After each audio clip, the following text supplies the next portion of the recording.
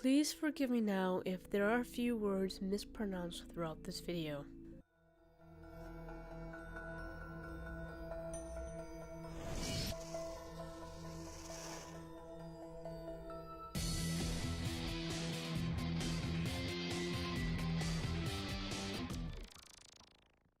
There are hundreds of legends of Lady in White, some going back for centuries and some as recent as modern day. Her tales spread far and wide. I've already spoken about one Lady in White, more commonly known as La Llorona, in which you can watch the video from the link in the description below. This particular legend comes from Rochester, New York, and the story goes as far back as the 1800s, or so they claim. There are a couple of variations of this legend, so I will read the two most commonly to show you the comparisons they have. Before I begin, I'd like to mention all, if not most, of these stories mention the two living in the castle by the lake. I didn't mention this while writing this for some reason and just wanted to bring it up now. There was once a woman who lived near Durand, Eastman. She had only one love, and that was her beautiful teenage daughter. One fateful day, the daughter asked if she may take a stroll along the lake. Her mother told her she could, but later that night her daughter didn't return. Worried, her mother went out to search for her, and as hours passed and nothing was found. For the rest of her life she would search for her daughter until the day she died. Now it is said, on misty nights she glides over the lake in all white. Another tale goes like this. The mother was reclusive and incredibly protective of her beautiful daughter, going as far as warning her of the dangers of men. Though her daughter respected her mother's warning, she still longed for the company of young men. One night, the daughter went to the shores of the lake for a walk, and much like the other legend, her mother waited for her daughter to return within that night. When she didn't return, her mother convinced herself that her daughter had run away with a young man. People who have heard this story believe the daughter wouldn't have run away, exclaiming that she was very devoted to her mother, and that instead she must have been murdered or never found. Much like the first tale, unable to cope with her daughter's disappearance,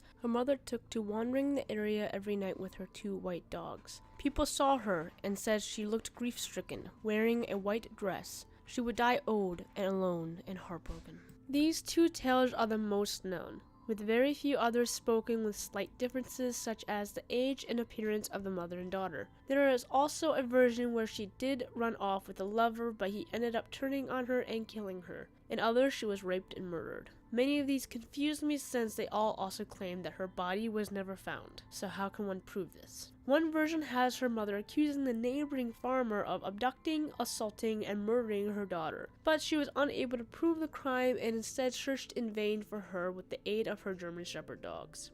Eventually, she committed suicide by throwing herself off the cliff into Lake Ontario. There was only one website, that I was able to find that mentions a woman having a name, and that name was Elisa. This story mentions Elisa was a victim of an abusive husband who left her for another woman. She killed them both and now stalks the roads of the park. There are many different activities that occur within this area. At one point, it had become a lover's lane, and like most lover's lane hauntings, the couple is chased off by the local legend. This involves reports of a ghost rising from the waters of the lake, flanked by two dogs. This spirit would also come towards vehicles with the two dogs. Others say they saw her staring at them from the rearview mirror of their car from behind a tree. Either way, she is said to be seen at night and isn't particularly fond of men. There are accounts of her chasing men into the lake, violently shaking their cars, or just scaring them out of the park. Whether or not a white lady shows up around the lake